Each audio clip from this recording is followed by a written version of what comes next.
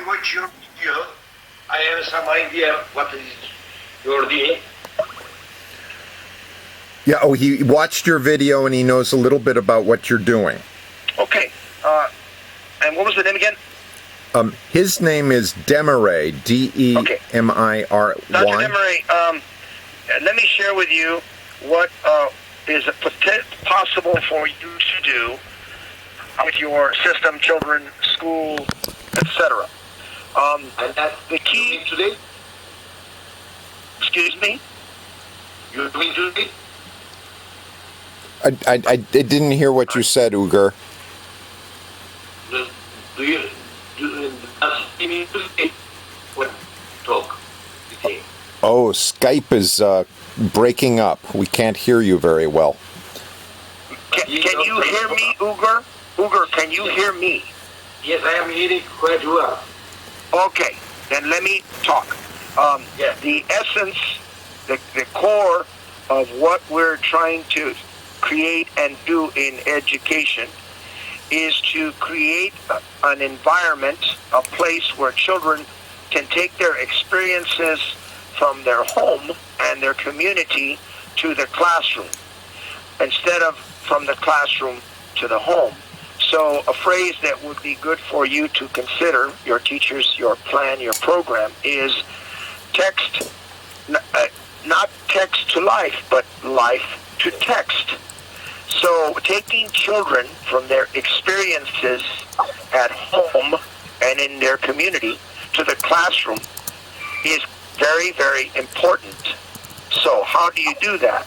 Well, it begins with the teacher as they deliver their lessons to the class by taking input from the children, asking the children to share from their life experiences, things that have happened, and then the teacher, right, as the expert, takes the information and takes the core lessons of instruction, be it math, language, science, or history, back to the family.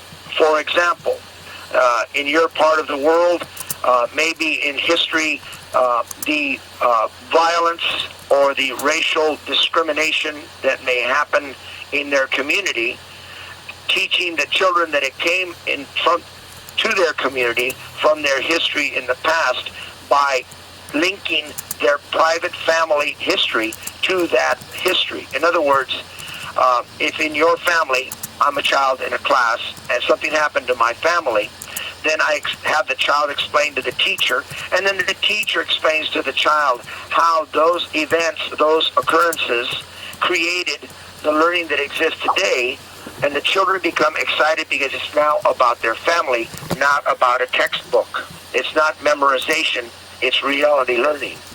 So if you can do that with your teachers to get them to begin to talk to children in a social way first, what is your name, what do you like, doing interest inventories, that would help tremendously before you go to the textbook and the instruction. Because then the educator knows the matter, the child, the material. They know the human being, what that person is about before they try to lead them to algebra, for example, or literature. It's delicate because teachers are not trained that way. They are trained with pedagogy and methodologies and textbooks that are ancient about how to teach. And in this 21st century, children are not interested. They are more interested in their video games at home than the textbook on the shelf. So to take them to the textbook, for example, in gaming, you explain to the children as they tell the teacher about their favorite games, how the game was created, how the game has a storyline, has a goal, has a target, and then the children begin to say, oh, I understand, to the core instruction. So, for example, in literature, a famous poet, why did the poet write that poem? Well, the children from their own experience, if I say roses are red, violets are blue, blah, blah, blah, the children go, I have roses in my backyard. My mother grows them. Well, why does she grow them? Okay, and that begins the conversation to take the child to the poem, to the text, to the core, to the subject, to the learning. I don't know if that makes any sense to you so far. Yeah. And then, what did I Now do? What did I What you do, if you will email me, I will send you the advisor manual from Big Picture, which in it has worksheets, interest inventory. Now, these worksheets are designed for high school students, 16, 17, 18-year-old students, but those surveys can be done for a first grade student, a second grade student, a third. You can change them. You can, adjust them to whatever audience you want them to reach. Another very important piece, Ugur, is a personal history book. I will send you that in an email, and you can look at it, and you can take it apart and plug in the names of people. That's brilliant. Okay. Yeah, because it's a format. Yes, great. I will also send you links where you can look to use for professional development for the teachers.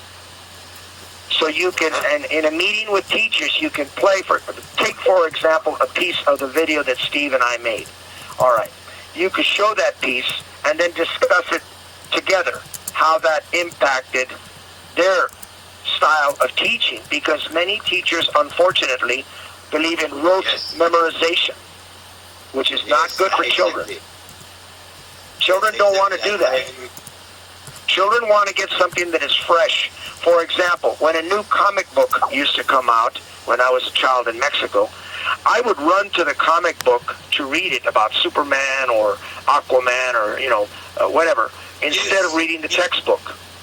Me too, Texas Atomics, yes. Texas Atomic. Okay. Comics, yes. Yeah, comics is good. So I think that the key component is, we call it personalization, personalizing the learning. If I can recommend a book for you to read, Ugur, one book is called One Kid at a Time.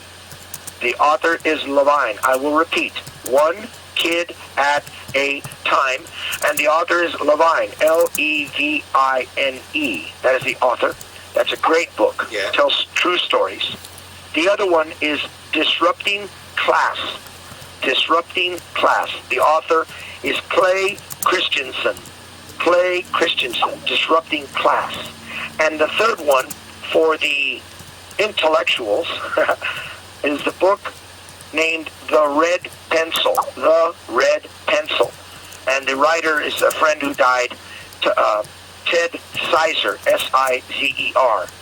He passed away several years ago, an inspiration to all of us. Those three books, if you read them by yourself first and then corporately with teachers or leaders, it will help the conversation. This is a great introduction. May I say some things about what you told?